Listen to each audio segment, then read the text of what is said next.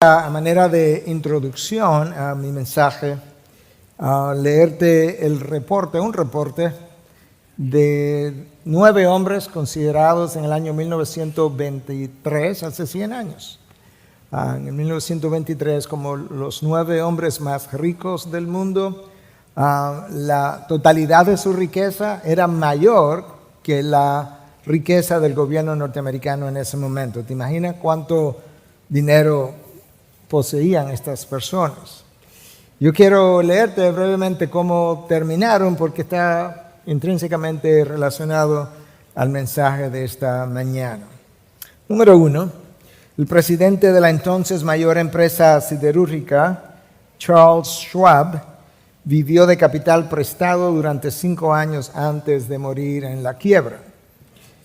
Número 2, el presidente de la entonces mayor compañía de gas, Howard Hobson, perdió la razón. Uno de los mayores comerciantes de materia prima, considerado un especulador del trigo, Arthur Cutten, murió insolvente. Número 4, el entonces presidente de la Bolsa de Nueva York, Richard Whitney, fue enviado a la prisión. El miembro del gabinete del presidente de Estados Unidos, Albert Fall, fue indultado de la cárcel para poder regresar a su casa y morir en paz. Número 6, el mayor oso de Wall Street, Jesse Livermore, se suicidó. El presidente del entonces mayor monopolio del mundo, Ivar Kruger, se suicidó. Número 8, el presidente del Banco de Pagos Internacionales, Leon Fraser, se suicidó. Y el presidente de la mayor empresa de servicios públicos, Samuel Insull, murió sin un centavo. Aquellos que trabajan cerca de mí, algunos de ellos, me han oído decir en varias ocasiones que no me gusta el dinero. No me gusta hablar de él, no me gusta tener que manejarlo. Y algunos me han preguntado por qué, y la razón es sencilla, y la acabamos de ver en las vidas de estos hombres, por lo que el dinero hace en el corazón humano. No lo que puede hacer, lo que hace. La pregunta es a qué grado. Tú puedes creerme eso o no, pero eso es una realidad. En esta mañana el título de mi mensaje es justamente algo muy relacionado a lo que acabamos de leer, y es el poder engañador de las riquezas terrenales. Mi título original era el poder embriagador de las riquezas terrenales, pero luego pensé que el dinero primero nos engaña, o la riqueza nos engaña y luego nos embriagan, y por eso me quedé con el título de El poder engañador del dinero. Somos engañados hasta tal punto que creemos que cosas que le han pasado a otros, a nosotros de seguro no nos van a pasar. Mi mensaje está basado en 2 textos de la carta de Santiago. Uno en el capítulo 1 que habíamos dejado atrás a propósito, 3 versículos que lo vamos a recoger ahora, y lo vamos a conectar con 6 versículos de la carta de Santiago, capítulo 5, donde sí ya continuamos hasta el final de la carta. Santiago nos deja ver que el problema con las riquezas terrenales no es simplemente la tenencia de las mismas, es lo que ellas hacen en nosotros, es la manera como frecuentemente adquirimos dichas tenencias, es esa adquisición y aún la administración de esos bienes. Y yo creo que la Biblia nos ha dejado el testimonio que todos ustedes conocen de un hombre que en un momento dado estaba centrado en Dios, un hombre que en ese momento estaba pensando piadosamente, a quien Dios se le apareció en una ocasión, habló con él de manera personal, tuvo un privilegio, ¿verdad?, de conversar con Dios, y a quien Dios le dijo: mira, yo he bajado, he descendido hasta ti y te voy a dar la oportunidad de pedirme lo que tú quieras. Y este hombre que estaba pensando tan correctamente, piadosamente, en Dios solamente, le dice: ¿tú sabes qué, Señor? Yo no me quiero una sola cosa. Escucha el texto de 2 de Crónicas, capítulo 1, del 11 al 13. Y dijo Dios a Salomón: Por cuanto esto estaba en tu corazón y no has pedido riquezas, ni bienes, ni gloria, ni la vida de los que te odian, ni aún has pedido larga vida, sino que has pedido para ti sabiduría y conocimiento, ni siquiera para ti sabiduría y conocimiento para poder gobernar a mi pueblo, sobre el cual te he hecho rey. Sabiduría y conocimiento te han sido concedidos. Como vas a tener sabiduría, es como que Dios estaba diciendo, y vas a tener conocimiento. Y ahora está pensando piadosamente, tú vas a poder manejar esto que te voy a dar. También te daré riquezas y bienes y gloria, tales como no las tuvieron ninguno de los reyes que fueron antes de ti, ni los que vendrán después de ti. Y Salomón salió del lugar alto que estaba en Gabaón, de la tienda de reunión a Jerusalén, y reinó sobre Israel. Eso es un hombre que en este momento estaba centrado en Dios. Este es un hombre que entendía en ese momento que si tienes a Dios lo tiene todo, no tienes a Dios no tiene nada. Y lo único que deseaba era algo que incluso ni siquiera era para él, lo iba a recibir él, pero para entregar a los suyos, y era sabiduría para poder manejar al pueblo de Dios. Dios estaba tan complacido con tal petición que le dijo, mira, te voy a dar eso, pero también te voy a agregar todo lo demás, fama, gloria, sabiduría, dinero, riquezas.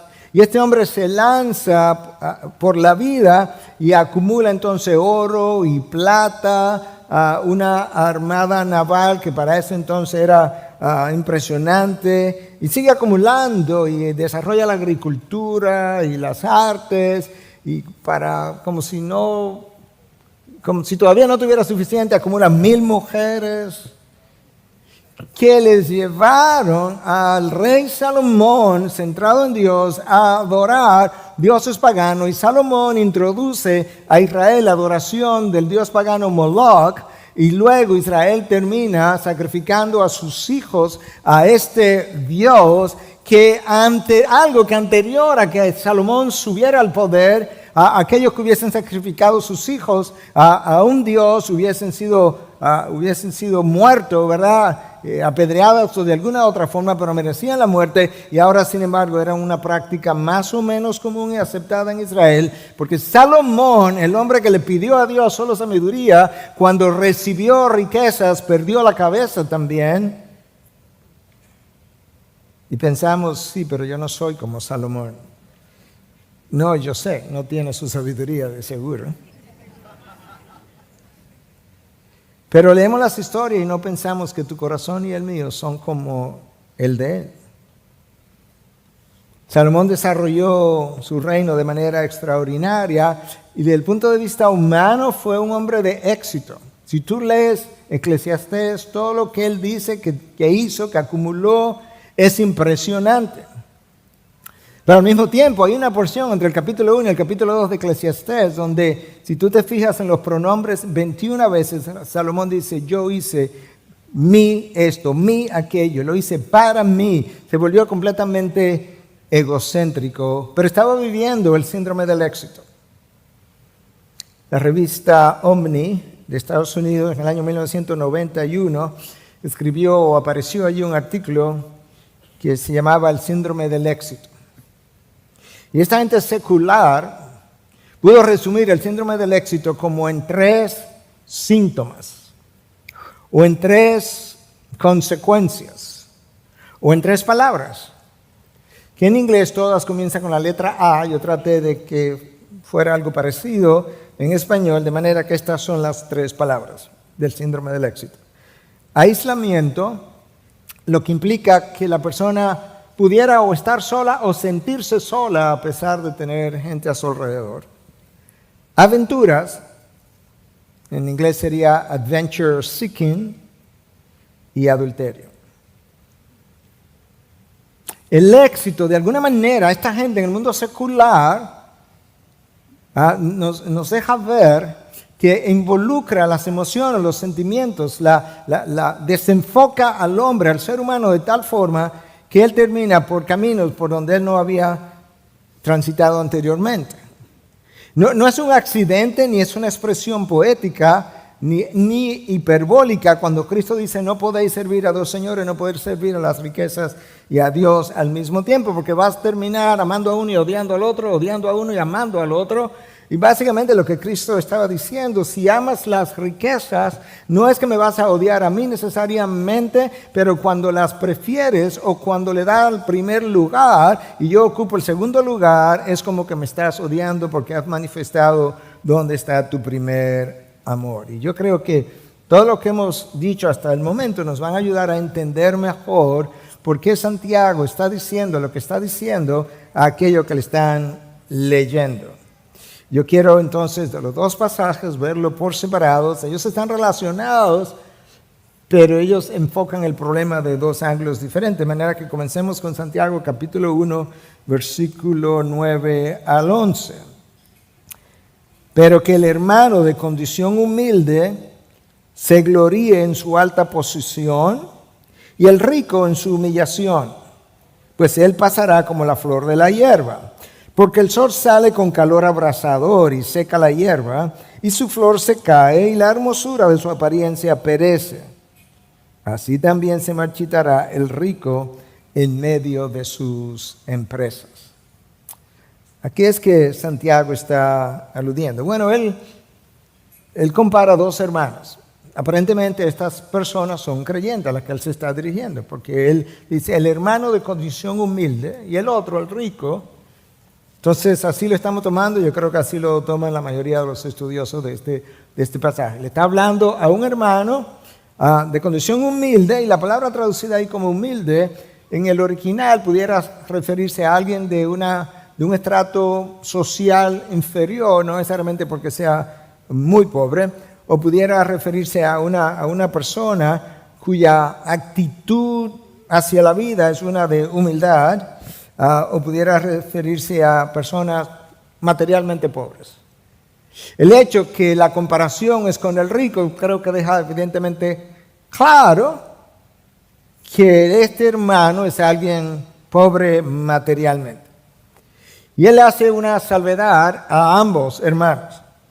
Y es que el hermano de condición humilde, él le aconseja que, por un lado, no se piense pobre materialmente, aunque lo sea, que no se vaya a quejar de su carencia, sino que más bien él pueda pensarse en su condición exaltada, porque él está en Cristo, y si él le ha dado su vida a Cristo, él está sentado en los lugares celestiales con Cristo, y más que enfocarse en de lo que él carece, que piense mejor en sus privilegios. Alguien que cuando se sentó con Cristo en los cielos puede considerarse como hijo de Dios, perdonado por siempre, protegido por la mano de Dios, porque estamos en sus manos y nadie nos puede arrebatar de ella, incapaz de ser separado del amor de Dios que es en Cristo Jesús, que tiene seguridad eterna, que va camino a la conformación de la imagen de Cristo en él y que va a terminar coheredando el reino de los cielos. Por tanto, Santiago le dice, aunque tú eres pobre aquí abajo, tú eres una persona humilde, yo quiero que tú te enfoques en tu posición exaltada. Wow. Por otro lado, Santiago le dice, pero al hermano rico, que no se sienta orgulloso por lo que tiene, que en vez de considerar su posición exaltada en la sociedad, que la posición y la condición, la actitud más bien que a él le toca es una de humillación.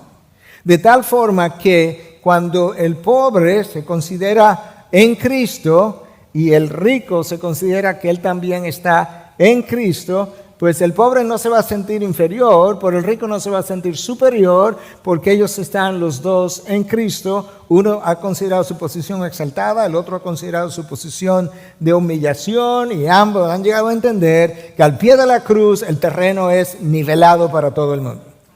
No hay judío, ni griego, ni hay esclavo, ni libre, ni hombre, ni mujer, porque todos son uno en Cristo Jesús, le dice Pablo a los Gálatas en 3:28.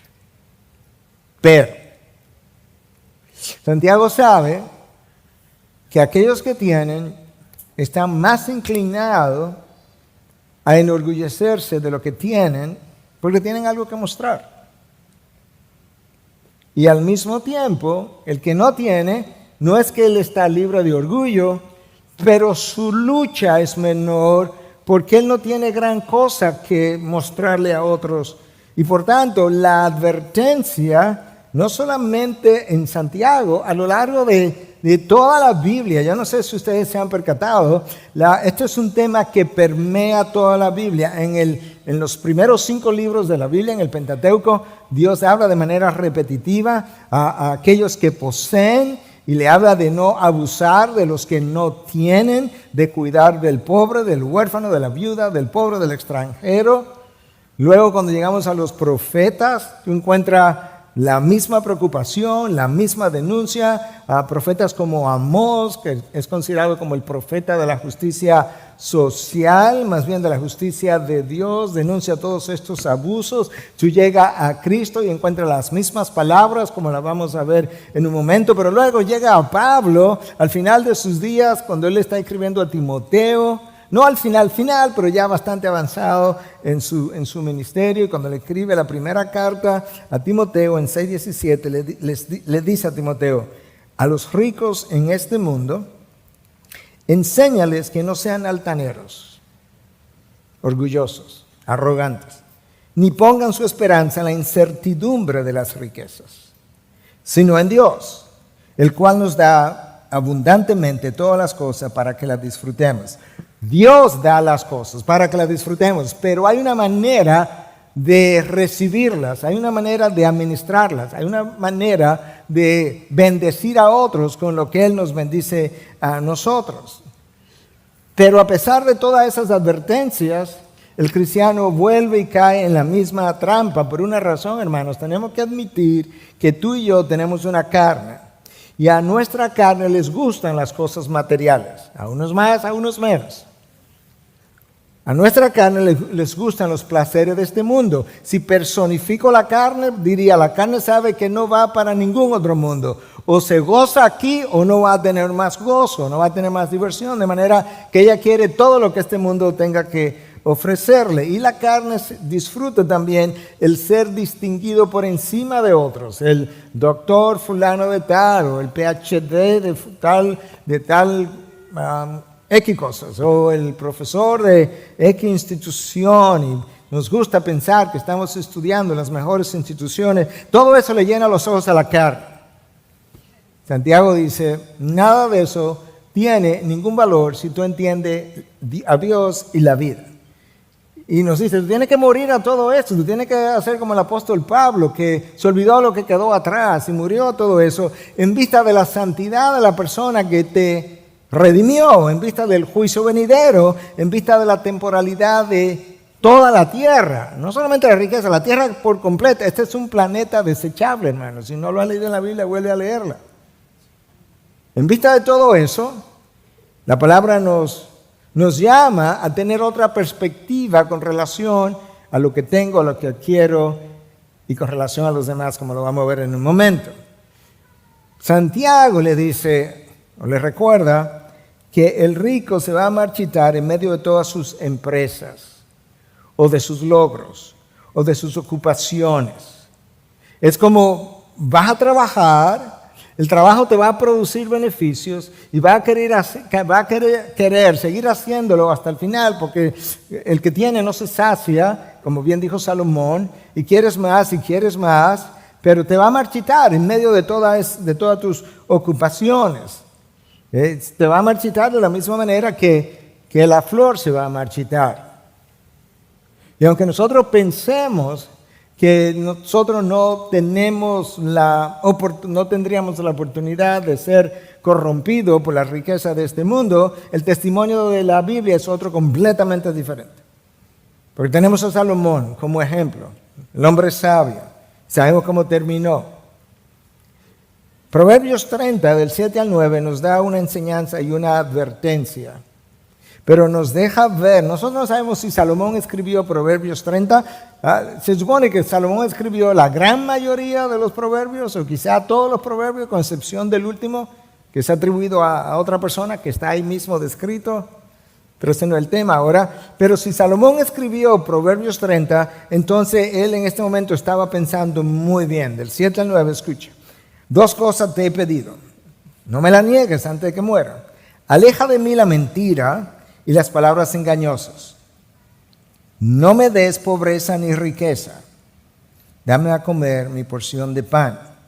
¿Pero por qué? No te puede dar algo más que eso.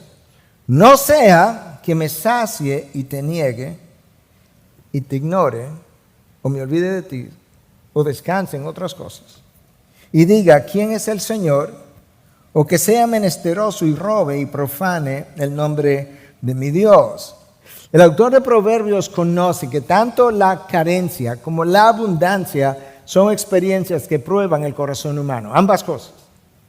De manera distinta, pero ambas cosas son experiencias que ponen a prueba el corazón humano. La carencia te puede llevar a robar y de repente tú piensas que aunque es ilegítimo lo que vas a hacer, tú tienes una necesidad que tú entiendes y que puede ser que sea legítima, pero tú entiendes ahora que Dios va a aplaudir y aprobar el que tú llenes tu necesidad legítima de una forma ilegítima porque Él nos conoce y Él sabe que tenemos necesidades. Dios dice, no, aunque tengas carencia, no robarás.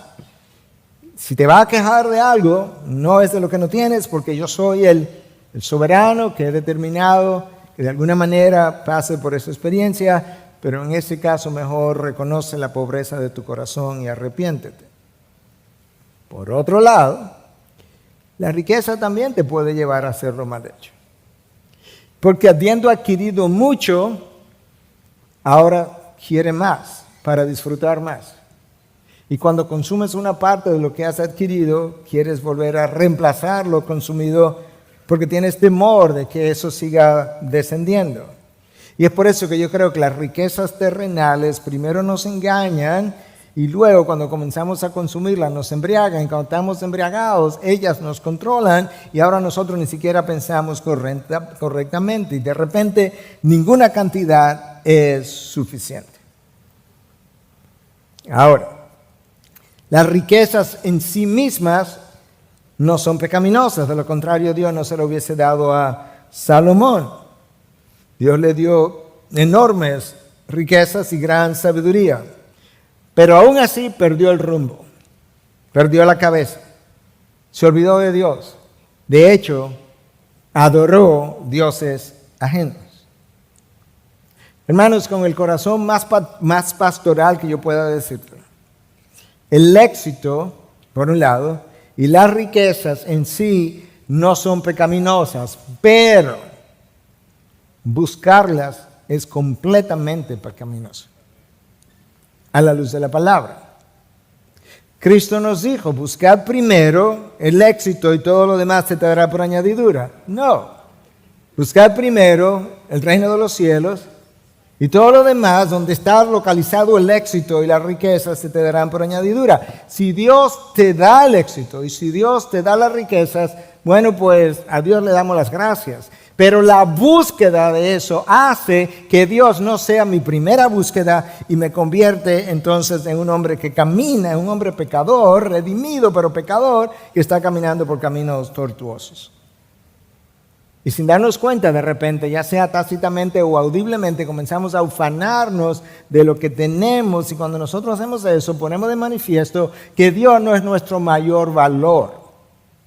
Porque cuando Dios sea nuestro mayor valor, Él será eso en quien nosotros vamos a ufanarnos.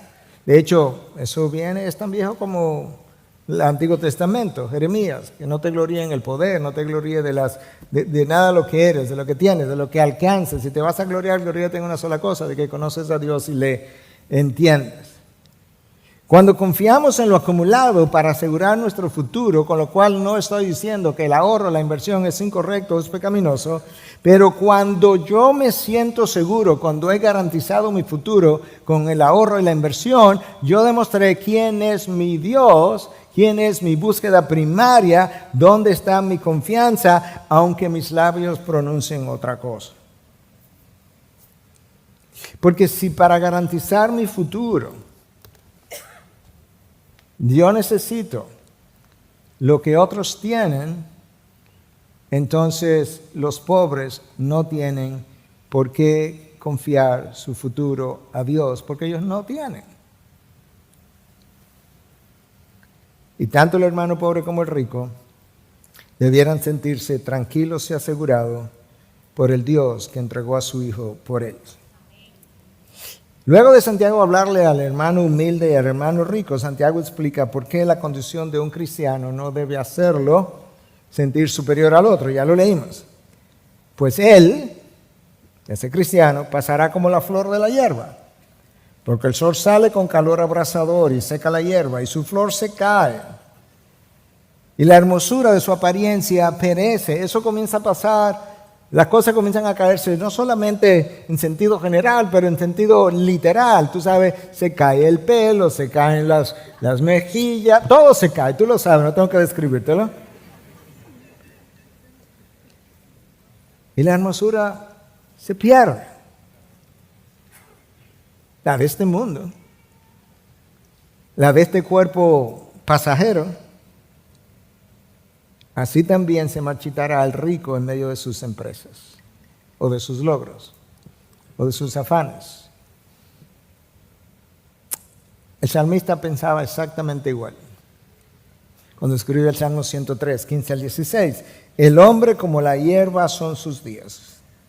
Como la flor del campo, así florece. Cuando el viento pasa sobre ella, deja de ser, y su lugar ya no le reconoce.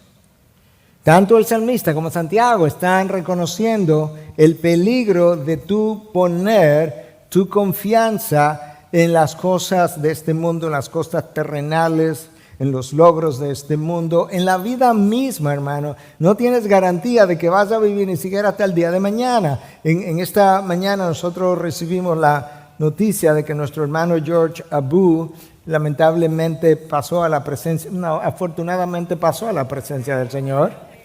Desafortunadamente no sabíamos cuándo era para poder haberle dado una despedida jubilosa, ¿verdad? De gozo, de júbilo. Pero ayer yo lo vi. Lo estaba viendo como paciente. Le dijimos que el lunes le dábamos de alta, o sea, mañana, y no llegó ni siquiera al día de hoy. Está en mejor lugar, está disfrutando, está en gozo. Pero déjame decirte que en otra ocasión yo estaba hablando con una persona X muy conocida de la sociedad, estaba en un centro médico de aquí, de la ciudad, y él me dice en la mañana temprano, nos llevamos más o menos bien, me dice, Miguel, sácame de aquí, estaba en intensivo. Y yo le dije, mire, don fulano, la única razón por la que usted está en intensivo es porque usted es don fulano, de lo contrario yo hubiese estado fuera. De manera que sí, vamos a ver si después que lo hacen y eso, pues lo pueden sacar a una habitación. En eso la enfermera viene y me dice, doctor, ¿te podría moverse un poquito? Porque yo necesito voltear a don fulano junto con la otra enfermera para hacer no sé qué cambio. Cuando lo voltearon, hizo un paro cardíaco y ahí se quedó. No conocía al Señor.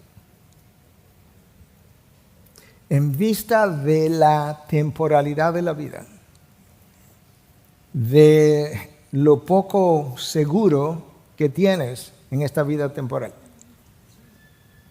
¿Qué clase de vida debiéramos vivir? Eso es exactamente lo que Pedro dice en su segunda carta, capítulo 3, versículo del 10 al 18, más o menos, donde le dice, en vista de que todo lo que tú ves va a desaparecer. Y Pedro se refería a todo el universo físico. En vista de que eso va a ser consumido por fuego, Pedro nos exhorta entonces a vivir una vida excepcionalmente santa. ¿Vivirías distinto hoy si supiera que Cristo viene mañana a las 7 de la mañana? ¿O si vendría esta noche? ¿O si vendría el próximo domingo? ¿Viviría la próxima semana diferente? Porque de la forma que tú vivirías la próxima semana, si Cristo viviera el domingo, es como debieras vivirla. Porque aunque Él no llegue, Él está con nosotros. Y su reino ha sido inaugurado en tu corazón y el mío. Y Él te ha reclamado como suyo desde el momento en que pusiste su confianza en Él. Teniendo eso como introducción, entonces, Santiago nos habla en el capítulo 5 de un tema muy parecido. Y estas palabras de Santiago en el capítulo 5 son mucho más severas. No está claro si Santiago en el capítulo 5 le está hablando a ricos cristianos o a ricos incrédulos. Las opiniones están divididas más o menos en 50-50. A mí se me hace difícil pensar que estas palabras son para ricos creyentes, porque en el versículo 4, Santiago habla de que han vivido en medio del placer desenfrenado. Y no creo que una vida de placer sin control sea una vida compatible con un creyente. Pero, de todos modos, esto es lo que la palabra dice y quisiera invitarte a que lo leamos juntos. En Santiago 5, versículo 1 al 6. Oigan ahora, ricos, lloren y aúllen por las miserias que vienen sobre ustedes. Sus riquezas se han podrido y sus ropas están comidas de polilla. Su oro y su plata se han oxidado. Su herrumbre será un testigo contra ustedes y consumirá su carne como fuego. En los últimos días que han acumulado tesoro. Miren el jornal de los obreros que han cegado sus campos y que ha sido retenido por ustedes, clama contra ustedes. El clamor de los segadores ha llegado a los oídos del Señor de los ejércitos. Han vivido lujosamente sobre la tierra y han llevado una vida de placer desenfrenado. Han engrosado sus corazones en el día de la matanza. Han condenado y dado a muerte al justo. Él no les hace resistencia. Wow. Santiago le está diciendo a esta gente que, como dije, ¿verdad? Quizás eran ricos cristianos, es difícil pensarlo por las cosas que dice, o quizás eran ricos incrédulos, pero de todas maneras Santiago está consciente que aun si no eran miembros de las congregaciones a las que él se estaba dirigiendo, la realidad es que los miembros de estas congregaciones, como nosotros, tenemos un corazón caído, capaz de ser seducido por las cosas de este mundo, y no tenemos un corazón superior al de Salomón. Y si Salomón en toda su sabiduría se desvió, tú y yo tenemos la misma capacidad de desviarnos y descarriarnos. Y de todas formas, entonces, lo que él tenga que decirle a este grupo de personas es válido para todos nosotros. Sobre todo, que nosotros cuando pensamos en alguien rico, siempre pensamos en alguien que tiene más que nosotros. Si te vas entonces a ciertos lugares del planeta, hay múltiples iglesias que nos mirarían a nosotros como iglesia, a cada uno de nosotros, y nos considerarían extremadamente ricos. De manera que a todos nos sirve el sombrero. Santiago comienza diciendo, le anuncia el juicio que ha de venir. Oigan ahora, ricos, lloren y aúllen por las miserias que vienen sobre ustedes. En otras palabras, hay un juicio que viene, hay un día de juicio donde las cartas se van a poner sobre la mesa y ahí vamos a tener que rendir cuenta. Ahora, Santiago no lo deja en el anuncio del juicio, sino que al mismo tiempo revela la razón del juicio. Y es lo que nosotros comenzamos a leer entonces en el versículo 2 y 3. Sus riquezas se han podrido y sus ropas están comidas de polilla. Eso es un problema. Su oro y su plata se han oxidado. Su herrumbre será un testigo contra ustedes y consumirá su carne como fuego. Ese es un problema. Es en los últimos días que han acumulado tesoros. Aparentemente, este grupo de personas, en vez de ser generosos con la abundancia de lo que habían recibido, lo habían retenido. Hasta el punto que las ropas, en vez de regalar a la gente que estaba en necesidad, se le estaban comiendo. Las polillas se le estaban comiendo. Y el oro y la plata se estaban llenando de herrumbre. Y entonces Santiago como que personifica las riquezas y dice que esa plata y ese oro lleno de oxidado y la ropa, comida de polillas, que esas cosas serán su testigo en contra. Versículo 3. Porque ellas van a testificar contra ustedes, dice Santiago. Ese es el primer testigo que ellos van a tener. Es como si en el día del juicio, como si estas cosas materiales fueran personificadas y ellos dijeran, estamos en esa condición porque nos guardaron por mucho tiempo y no nos dieron uso. Hermanos, guardar en vez de bendecir a otros no complace a Dios. Hay gente en necesidad de todo tipo. No complace a nuestro Dios el que nosotros tengamos esta actitud de corazón. No, algún día yo lo puedo necesitar. No, hoy hay gente que la necesita. Santiago dice, bueno, mira, este es tu primer testigo acusador. La herrumbre del oro y de su plata, eso va a hablar contra ustedes. Que es como una ilustración, ¿verdad?, de lo que cómo pudiera lucir el día del juicio. Pero Cristo, yo le dije que este tema que estamos tratando hoy permea toda la Biblia desde el Pentateuco hasta el final. Cristo habló en contra de la acumulación. Dice, no acumuléis o no acumulen para sí tesoros en la tierra donde la polilla y el herrumbre, el mismo lenguaje de Santiago, donde la polilla y el herrumbre destruyen y donde ladrones penetran y roban, sino acumulen tesoros en el cielo donde ni la polilla ni la herrumbre destruyen y donde ladrones no penetran ni roban. Santiago muestra la maldad de este grupo de personas ahora. Versículo 4. El problema es ahora no solamente cómo acumulan sin bendecir, es cómo acumularon. Versículo 4. Miren el jornal de los obreros que han cegado sus campos y que ha sido retenido por ustedes. Clama contra ustedes. Ahora, otra vez, aquí el jornal fue personificado. Ese jornal es el segundo testigo contra ustedes. Ese jornal retenido clama contra ustedes. Ustedes han hecho dinero a base de la injusticia cometida contra otros. Al final del primer culto vino una persona muy de nosotros y me dijo, pastor, yo lo voy a predicar y eso mismo me está pasando a mí.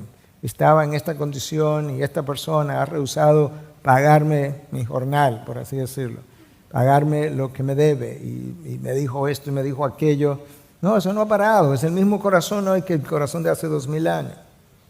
Y no sabemos con exactitud en qué consistió esa retención del salario, pero pudiera ser que ellos pagaron el jornal después de retenerlo. Te pago en 30 días, en 60 días, en 90 días.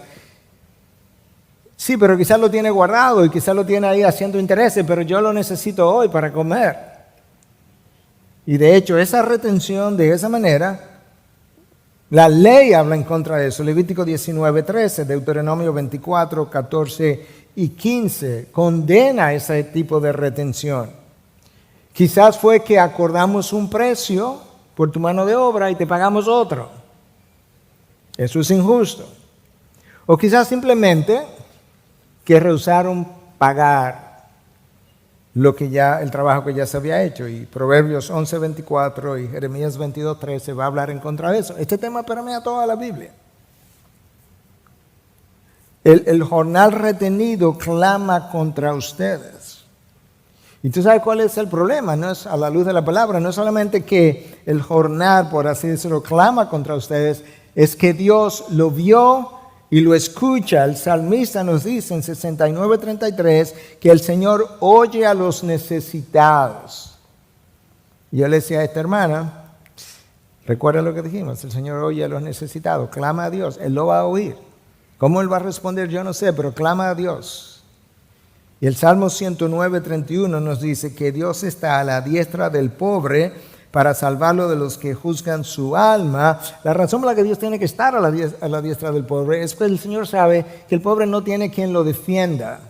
El que tiene cierta posición en la sociedad, tiene amigos, tiene familiares, tiene conexiones y cuando no las tiene las compra. Pero el pobre no tiene quien abogue por él. Yo puedo contratar un abogado de cierta calidad, pero al pobre hay que asignarle uno que el Estado paga y que no va a ganar ningún dinero por su trabajo, de manera que alguien va a tener que defenderlo. Dios dice, yo oigo a los necesitados. Y dice, yo estoy a la diestra del pobre para defenderlo. Y en el 4b, Santiago escribe, dice, el clamor de los segadores ha llegado a los oídos del Señor de los ejércitos. Él habla, por un lado, el jornal de los obreros, y luego más adelante, ahí mismo, habla de los segadores. Quizás formas diferentes de decir lo mismo, Pero eso también dice el texto que ha llegado a los oídos del Señor, y si llegó a los oídos del Señor, Él le va a prestar atención. Recuerda que cuando el pueblo hebreo estaba en Egipto, la mayoría de esa gente no era creyente. De hecho, en el desierto sirvió para probar que esa gente no era creyente, la mayoría de ellos. Sin embargo, cuando ese pueblo clamó, Dios lo oyó y Dios hizo algo y Dios intervino. Porque eso es exactamente lo que Dios le dice a Moisés cuando se encuentra con él en la zarza ardiente y le dice en Éxodo 3, versículos 7 y 8, y el Señor dijo: ciertamente he visto la aflicción de mi pueblo que está en Egipto y he escuchado su clamor, aquí viene, a causa de sus capataces, sus jefes, la opresión, quisieran más ladrillos, pero no le estaban dando más comida ni más dinero. Pues estoy consciente de sus sufrimientos, así que he descendido para librarlos de la mano de los egipcios y para sacarlos de aquella tierra a una tierra buena y espaciosa, a una tierra que emana leche y miel. Y Dios intervino, y Dios obró, y Dios los sacó. De manera que Dios probó ahí, por así decirlo, que lo que el salmista dice es cierto. Primer testigo: todo lo que han acumulado se está pudriendo. La ropa se la están comiendo las polillas. El óxido está afectando, el herrumbre está afectando el oro y la plata. Hermanos, una de las quejas, tú conoces la queja que todo el mundo ha oído por años en contra de Sodoma y Gomorra. Sin embargo, la gente no sabe que ese no es el pecado de la homosexualidad, no fue el único problema que Dios tenía con la ciudad de Sodoma y Gomorra. Ezequiel 16:49 nos revela varios de otros pecados, y uno de ellos es que no ayudaron al pobre ni al necesitado. No es simplemente su vida sexual con la que yo tengo problema. No, yo tengo problema con ellos también porque no ayudaron ni al pobre ni al necesitado. Hermano, tanto el placer como el dinero nos embriagan y nos vuelven insensibles contra el otro.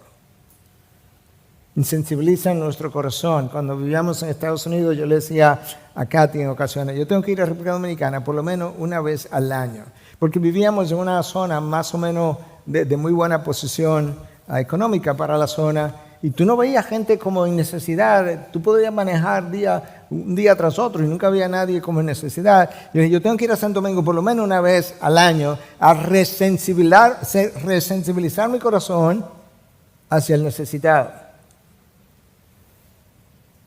Y aquí está. Segundo testigo, el salario con el que se han quedado. Tercer testigo, los segadores, el clamor de los segadores ha llegado hasta el cielo. Pero ahora Santiago trae a colación otro problema. Le dice: aparte de eso, con el dinero que ustedes se han quedado, ustedes han comprado un estilo de vida injusto. Aparte de que es pecaminoso, también es injusto. Versículo 5. Han vivido lujosamente sobre la tierra. ¿Con qué dinero?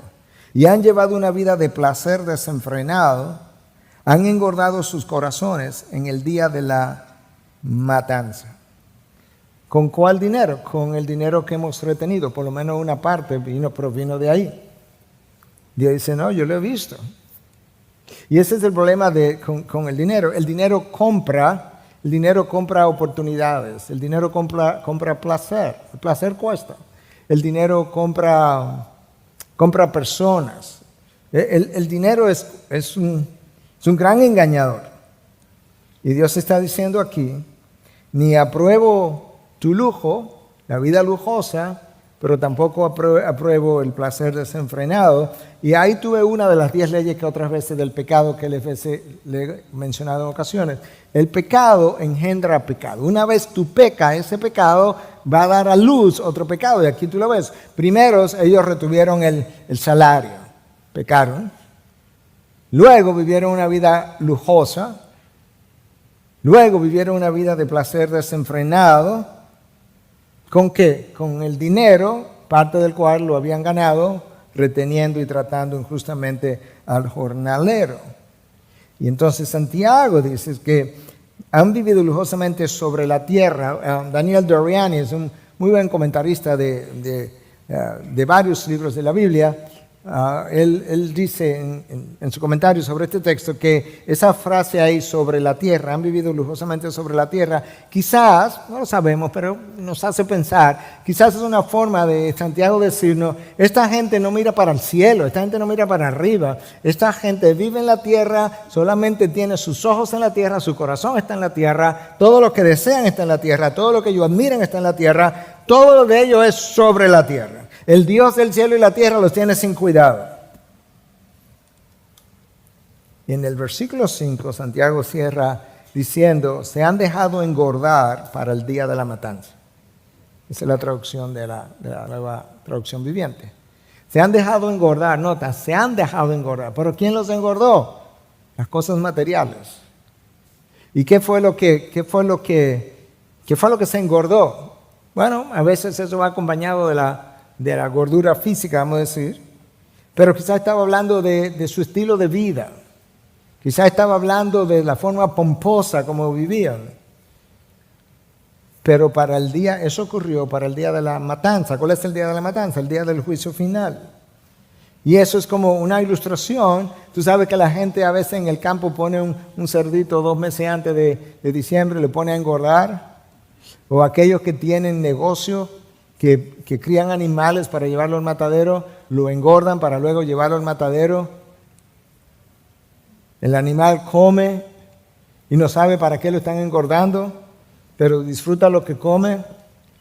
En este caso de esta gente, estaba comiendo, se estaba engordando, no en términos físicos quizás, pero su estilo de vida, comían, bebían, disfrutaban. Y Dios dice, sí, pero va camino al matadero, va camino al juicio final. Se habían rebelado contra Dios. Su mismo estilo de vida lo dice. Nosotros como que no nos percatamos que Dios está pendiente de cómo tú y yo administramos lo material. En una de las enseñanzas de Cristo, Él está hablando, ¿verdad?, de un hombre recibió un talento, otro 2, otros 5. Y en ese contexto Él les habla de que si tú me eres infiel en lo poco, tú serás infiel en lo mucho. Y como que lo dejamos ahí. Pero ahí no es que termina. Lucas 16:11. Por tanto, si no han sido fieles en el uso de las riquezas injustas, la palabra llama riquezas injustas a la riqueza de esta tierra. De alguna manera, en algún sitio, la cadena de la justicia se rompió. No importa quién lo haya ganado y cómo lo haya ganado. En este mundo no hay nada de justicia que para el reino de los cielos. Entonces, si no han sido infieles en el uso de las riquezas injustas, son las riquezas de este mundo, ¿quién les confiará las riquezas verdaderas, las riquezas del mundo venidero? En otras palabras, cuando te bendigo con cosas de este mundo y tú no administras con benevolencia, con honestidad, con deseo de ayudar al necesitado, yo veo que has sido infiel en lo poco, porque en este caso lo poco sería las cosas de este mundo. Son pocas riquezas, no importa cuánto tenga al lado de las riquezas verdaderas. No te puedo dar mayores riquezas verdaderas, no te puedo dar mayores talentos, mayores dones, no puedo darte ni siquiera, si tienes el don de esto te lo doy en poca dimensión, porque no sabes administrar la mucha dimensión de ese don. De manera que la administración de las cosas materiales es el campo de, en inglés dirían testing, de probar cómo lo haces. Y finalmente, Santiago dice, en el versículo 6, mira hasta dónde llega la insensibilidad, o puede llegar, han condenado y dado muerte al justo. Él no les hace resistencia. Frecuentemente, el necesitado no tiene cómo hacer resistencia. Se somete o es sometido. Y algunos piensan que quizás esto es un poco hiperbólico o metafórico para Santiago decir que cuando retienes el salario, pues hace a esos pobres más pobres y que entonces su pobreza se empeora y terminan en la inanición y se mueren. Pero yo creo que puede ser simplemente la realidad. Es posible condenar al justo, al necesitado, que no te ofrece resistencia y que no tiene recursos para hacerlo de otra manera. Y de hecho, el mejor ejemplo de eso es Cristo Jesús. Él murió pobre, no tenía ni siquiera dónde poner su cabeza. Literalmente, eso lo leemos en las Escrituras, pues murió pobre. Número 2, fue el único hombre verdaderamente justo y no les ofreció resistencia. La pregunta es, ¿quiénes lo clavaron? Bueno, fue enjuiciado por el Sanedrín. ¿Quiénes formaban el Sanedrín? El sumo sacerdote, que era una posición más política que otra cosa. Algunos fariseos y saduceos. ¿Quién eran los saduceos? Lo vimos el miércoles pasado. Terratenientes, hombres de dinero, de poder, de influencia. Hombres que no eran cristianos, no creían en la resurrección, no creían en los ángeles, solamente creían en el Pentateuco. Ellos dieron la aprobación para crucificar al pobre y justo Cristo en combinación con autoridades romanas que también tenían poder y dinero. Y para empeorar las cosas, el justo y pobre fue vendido por dinero, 30 monedas de plata. No me gusta lo que el dinero le hace al corazón humano. Por eso disfruto, tú no me lo vas a creer, pero Dios es mi testigo. Disfruto enormemente pagar mis impuestos, porque cuando lo disfruto, no es porque yo creo que el gobierno de turno, el que sea, va a hacer el mejor uso de eso, pero como lo disfruto, digo, ese dinero no me tenía, por eso lo disfruto, deshacerme de él.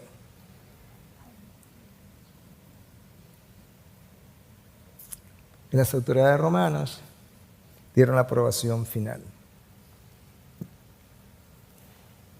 Hermanos, el dinero tiene un efecto sobre todos nosotros.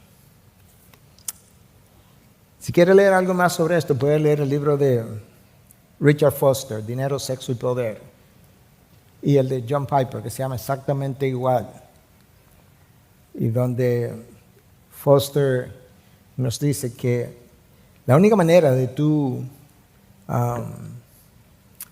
deshacerte del poder del dinero sobre tu corazón es profanándolo. Que la mejor manera de profanar el dinero es regalándolo. Dándolo. Para que tú puedas decir, eso no me tiene. Disfruto más ayudar a otro que pagar mis impuestos, pero lo disfruto porque estoy ayudando a otro. Y de esa misma manera, como lo disfruto, puedo decir, y ese otro dinero tampoco me tenía. Tenemos que luchar contra eso, hermano. Porque de lo contrario, después de ser engañado, nos embriaga. Y en la embriaguez, luchamos y peleamos y pataleamos y decimos, no, yo no estoy ahí.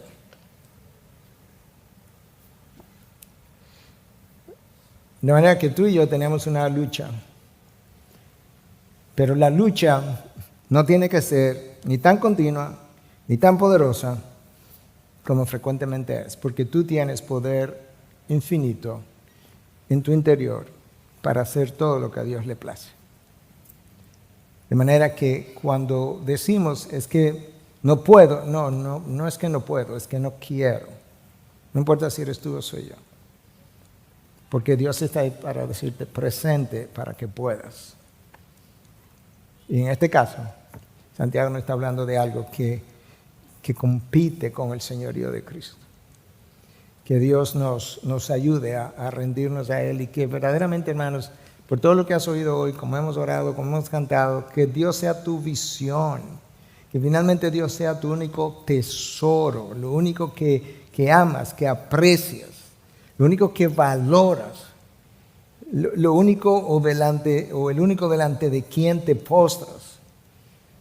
Y que cuando tú veas que Dios te bendice, tú quieres decir, Señor, gracias por bendecirme, ayúdame a ser canal de bendición para otros. Padre, gracias. Gracias porque cuando tú eres nuestra visión y cuando Cristo es nuestro mayor tesoro, no nuestro mayor tesoro, nuestro único tesoro, nuestras vidas se realinean inmediatamente. Señor, ayúdanos verdaderamente a valorar lo que tú valoras. Que nuestro corazón lata por las cosas que late el tuyo. Señor, que nosotros querramos verdaderamente ser imitadores de Dios como tú nos llamas a ser en Efesios 5, versículo 1, Dios. Y que otros puedan ver a Dios en nosotros por la manera como te reflejamos. Sé tú mi visión, oh Dios. Amén. Amén.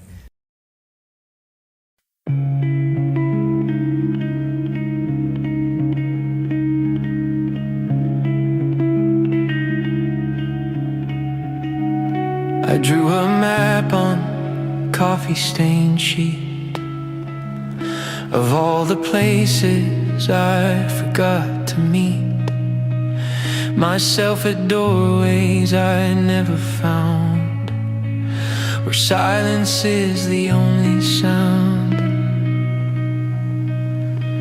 I marked an X where time stood still, and circled places I couldn't feel. The roads were crooked, lined with light, but none of them turned out quite right. So many paths with no goodbye. So many days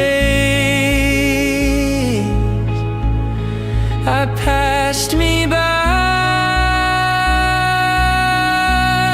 These are maps for the lost days, etched in fog and sideways rain. No compass points, just phantom lines, leading back to stolen time. And if I trace them long enough, will I find the part I left untouched, or just more echoes in the maze? Maps for the lost days. I scribbled dreams in margins wide of notebooks soaked in storm and tide. Wrote down the names of things I missed, like morning light and innocence. A crossroad carved in memory's thread. One side was silence, one was dread, but I kept walking without shoes, learning how to lose. So many turns with no return. So many fires I let burn. These are maps for the lost days, etched in fog and sideways rain. No compass points, just phantom lines, leading back to stolen time. And if I follow every retrace, will I arrive or just erase, or drift between the gray and grays? Maps for the lost days. I folded them into paper boats, let rivers carry all my notes. And though the ink begins to run, the journey's end is not undone. These are maps for the lost